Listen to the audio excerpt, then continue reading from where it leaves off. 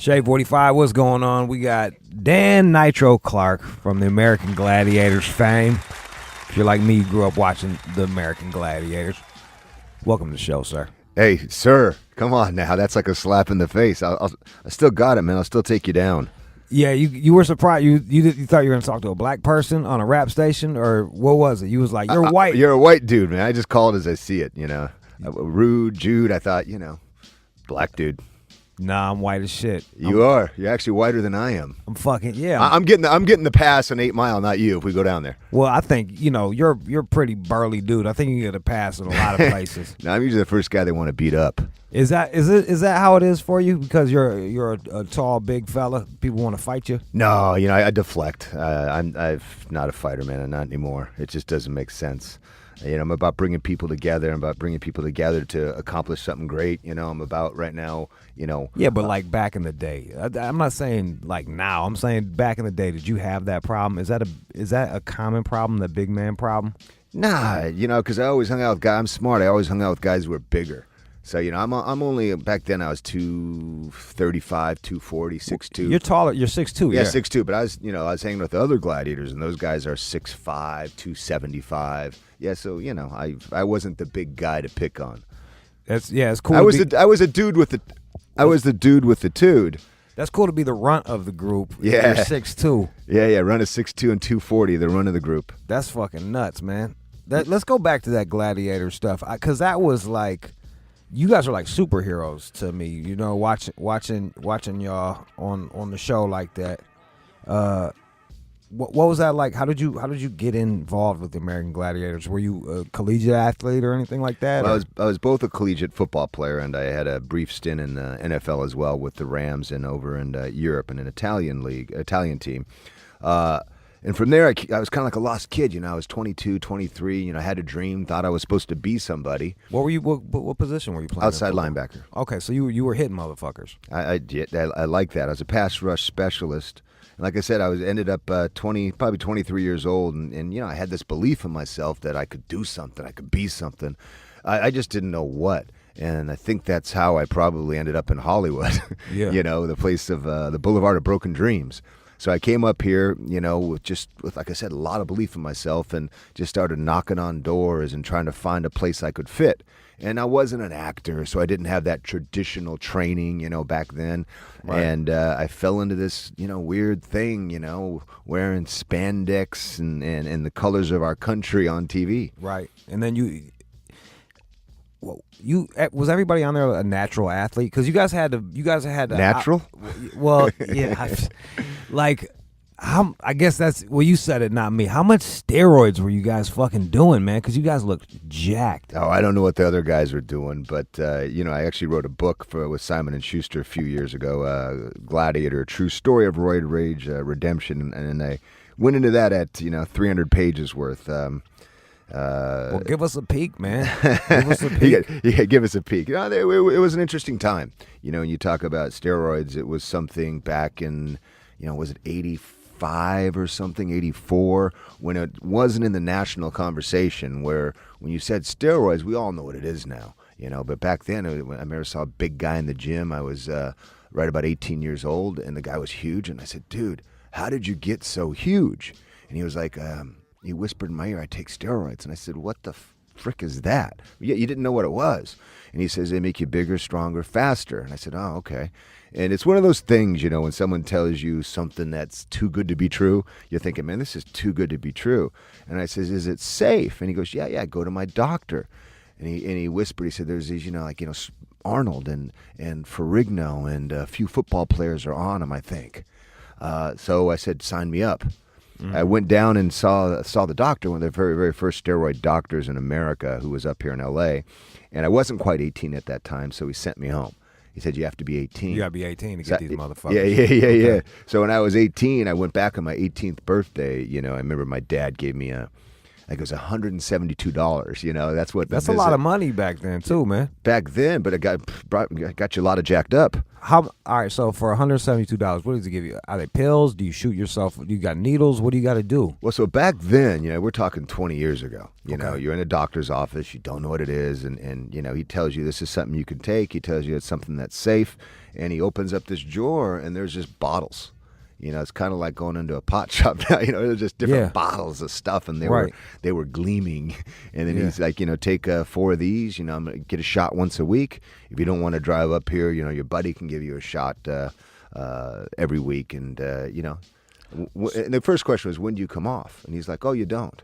That's like forever? Yeah, he goes, you just stay on it. Well, this is 20 years ago. And this guy later, you know, had run-ins with the law, and I think he died at a young age, like 49 or 50 years old. Shit. Yeah. So, I mean, it's an interesting journey. I think we know a lot more now about him. But, you know, I never get a chance to really talk to somebody that's done them, you know, like, or has, so they shoot you up.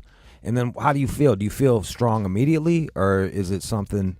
Is it like when I do drugs, like if I snort some fucking ketamine, 5 minutes, I don't know what ketamine is. It's someone translate. It's for like baby ducks and chickens. Like it's for you give it to like a fucking is that special dog. K? Yeah. So like still don't know what it is. I just heard of it. It's just what I'm off of it now. But what is the drug? What is that drug? It's basically it's a tranquilizer for animals, and they sell it in a liquid, and you could either shoot it up. That's what that's what the hardcore dudes do, or you could cook it up. Mm. You cook it up in an oven, or you can cook it up on a spoon, crystallize it, snort it. But like you do it, it hits you. No, it's a completely different system. So how do you feel like when you shoot it in your butt? Right, you shoot it in your butt. Well, you don't shoot your it butt cheek. Yeah, your cheek. You don't put it in your butt. That's called an enema. Okay, that's a different kind of party. So you're not shooting steroids in your anus. No, not through the sphincter. All right, good. And nowhere in between there. Okay, cool. So you jab it in your cheek. You jab it in your cheek. You got to be careful because there's nerves there. I remember the doctor telling me you take your right cheek or your left cheek, you divide it into 4 quadrants. You always hit the upper left quadrant. I was like, okay, rules to live by. And it's not something you feel immediately. You're actually like, I think anybody who does a drug for the first time, you're afraid. Right. You know, and then you're hopeful. I think there's 2 fears. One fear is that, you know, something bad's going to happen to you. Yeah. You know, you're going to die. The second fear is that it may not work. Because, you know, sometimes you have a lot of dreams. Yeah, you got a lot of shit hung on this. Yeah. So it doesn't affect you immediately. It's not like you go and it's like, you know, you have whatever you're taking, or, you know, coffee or drugs or pot, whatever. It's not. No, what it really allows you to do, it allows you to recuperate faster. So it allows your body to recuperate. So if you go out and bust out a workout and you're killing it, instead of taking 4 or 5 days to recuperate, you recuperate in 2 days. So you just get bigger, stronger, faster, if that makes sense. No, it totally makes sense, because I try to exercise and then I'm fucked up for 2 days and then I don't want to exercise no more. And as you could see, I don't exercise that much. I haven't even looked at you, man. Let me take off my shirt for you, Dan. No. No, cool. It's cool, bro. Break out the oil. I want to show Dan something. Yeah, I have my spandex on. We can go at it, man. So, all right. So, was all the way real. What kind of side effects were you getting from the steroids?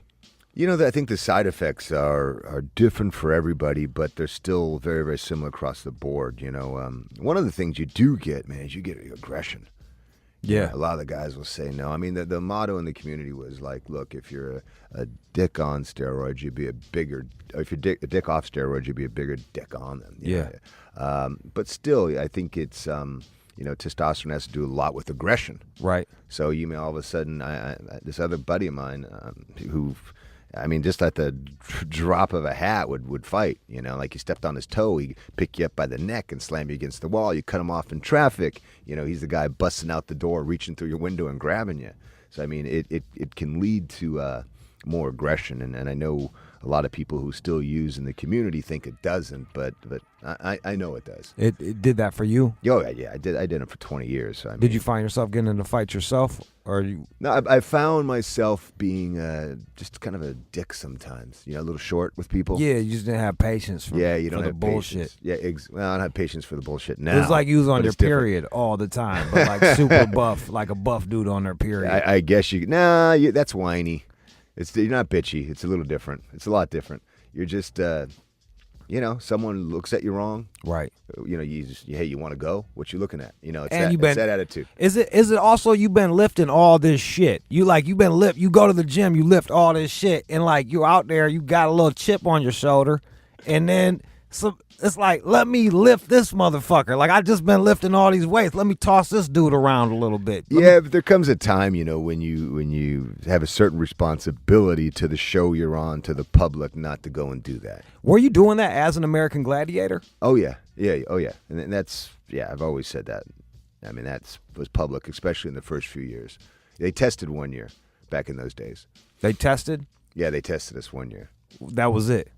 Towards the end, because you got to remember this was different times. There was a lot of blowback. So even like I went to college, when I played college football, I dabbled with him because it wasn't against the NCAA rules. Yeah. It wasn't a law yet. Now you got to be an idiot. You get caught, you're cheating. You get kicked out of the league. I mean, they've set a precedence. Back then, it was more like the Wild West. Do you think they should be allowed or not allowed? I don't think I'm the right person to speak on that. It's there's so much money at stake. I think if you take them when you're too young, there's a lot worse side effects than they are if you take them when you're a grown adult. I'm not sure. I don't have a good answer on that. I don't really have an opinion. How? All right, we'll switch it up. We'll get a little lighter. How much pussy were you getting as an American Gladiator? You must have just been destroying chicks. How much you getting now on the radio? Well, I do okay. I do all right. Okay. Now, do you do better because you're on the radio, or do you do better when you go to live events? I don't even do live events, so I don't know. And I'm like in this box, and I'm not on TV, and I don't fucking look that good with my shirt on. No, but you got a face that could do TV. Thanks, man. You got a face. You're not that. like like you look at Howard. I mean Howard. Come on. He's on TV now, but he's got the face that belongs on radio. Yes, I'm very handsome compared to some. But so you must have been doing great. Yeah, I mean, it was a different time. Were you living the dream at that time? You must have been like. I'm living the dream today. I'm living the dream today. Oh, I'm serious. You should be a politician. I'm asking. Come on, man. I'm living the dream today. I've got. You know what? Okay. I've got a really good life, and I'm really, really fortunate. This weekend, I was in Santa Barbara at a friend's wedding, which is a coastal community for people that don't know. It's right on the beach. We stayed at a beautiful resort there. Last night was Monday or Tuesday or Monday night. I went to the Emmys. Went and saw the Emmys and, hung out there, and then went to a great after party at AMC, which was Breaking Bad and Mad Men, all those guys there with their statues. I mean, I'm lucky, So you're man. doing it. You're still doing it. Yeah, I'm blessed, man. I've got a good chick, and I've got a really, really good life, and, I'm really lucky. So you didn't know this, though. Tell me. And the reason I think my attitude has changed is in December, I had a heart attack.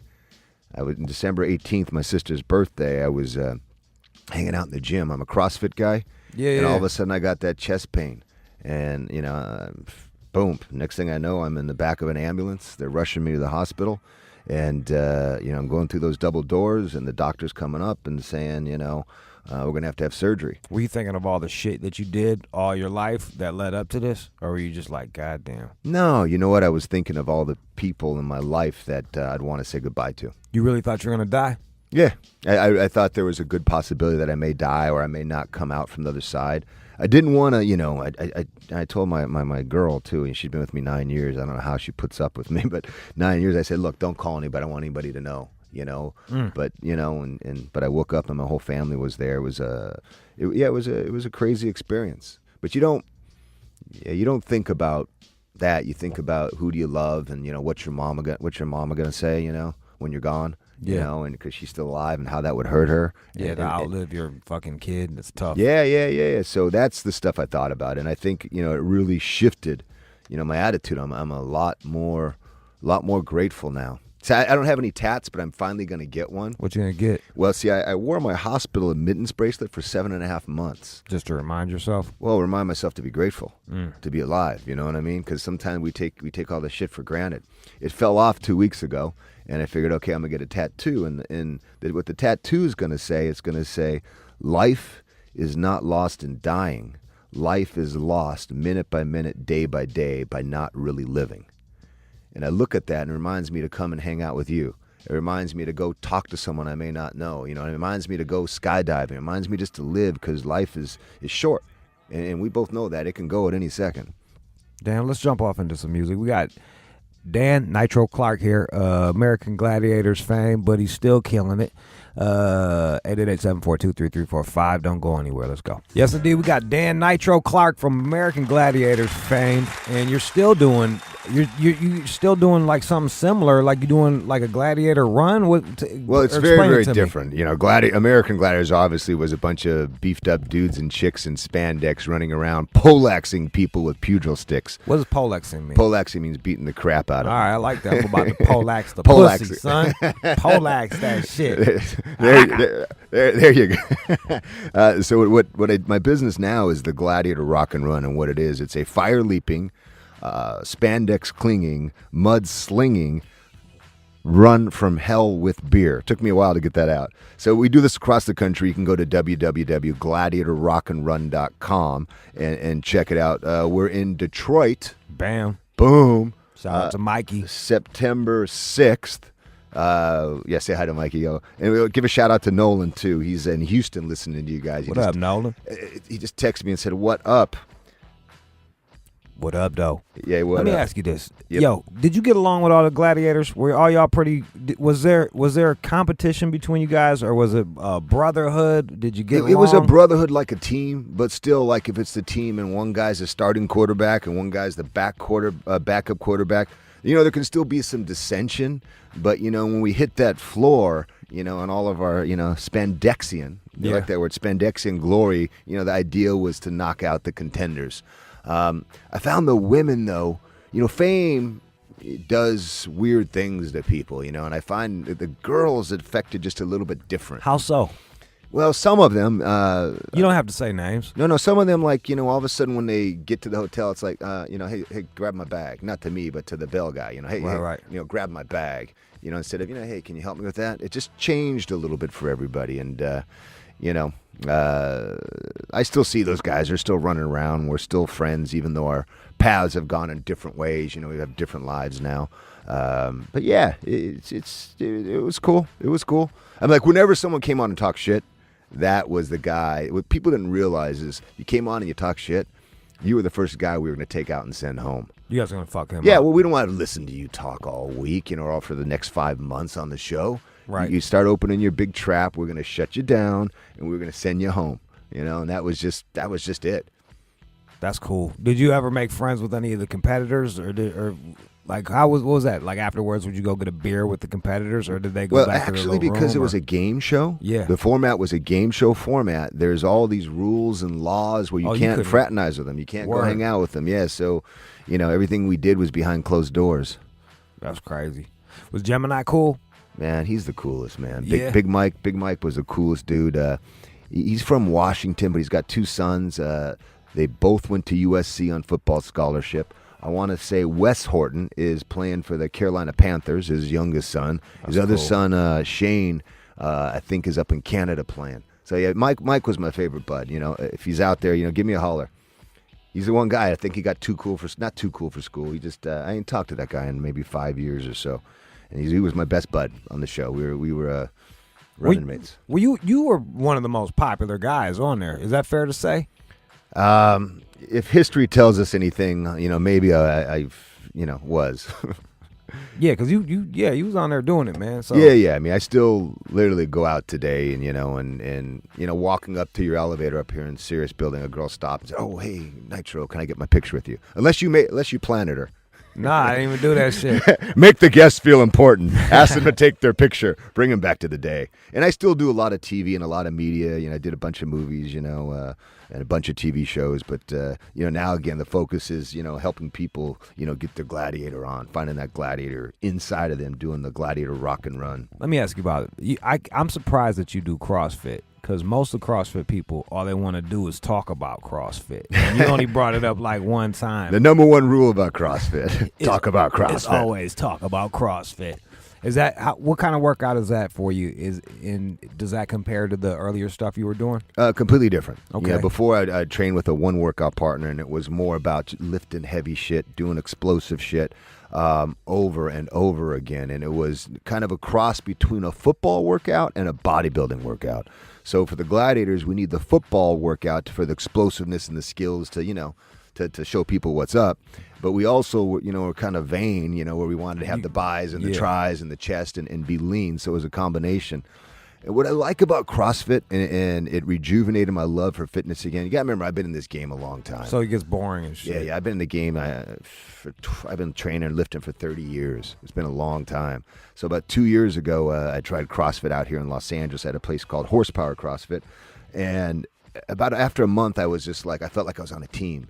You go in, there's a workout of the day, which they call a WOD. It's on the board. So you and I would do the same workout, whatever it is. And every day there's a different WOD. You don't do the same thing. And the cool thing about it is the hero WODs, the ones that are the most difficult workouts of the day, are named after fallen soldiers or people who lost their lives serving our country. That's what your particular one, or is that CrossFit? No, it's CrossFit all across the country. Get the fuck out of here. No. So like they have a workout. So what was that movie? It's like a goddamn cult. It is. What's that movie with Marky Wahlberg? Where the snipers and SEAL team. Boogie Nights. He was fucking awesome. Dude, I love that. He was a different kind of soldier. Yeah, he was SEAL Team pipe. 6 or Survivor. Lone Survivor. Yeah. So the guy in the end named Murph who goes and puts the beacon up on the hill and dies, there's a workout in CrossFit named after him. It's called Murph. And CrossFits all across the country do that particular workout every Veterans Day to pay homage to him. So it's cool shit, man. I dig it. That's awesome. Yo, man, it was great to have you come in here and chop it up with us, man. Yeah. So I was supposed to plug everything you got to plug. Yeah. So if you guys want to hit me up on Instagram, it's Dan Nitro Clark. If you guys want to check out the Gladiator Run, it's at gladiatorrockandrun.com. That's Gladiator Rock. The letter N is in Nancy, RUN.com. And at Twitter, we're just plain old Gladiator Run. I hope to see some of you guys out there. Hey, October 25th, Gladiator is taking over the Rose Bowl. Will you come out? I would love to, dude. Okay.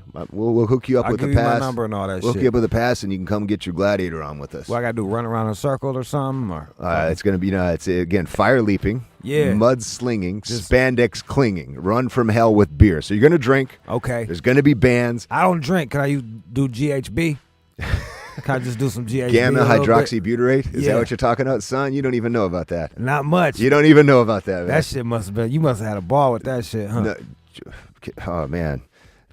It's like a couple date rapes, and now it's hard for me to get. Hey, back in the day, right down the street, across at Great Earth Vitamins, you could walk in for $13 and buy the powder form across the counter.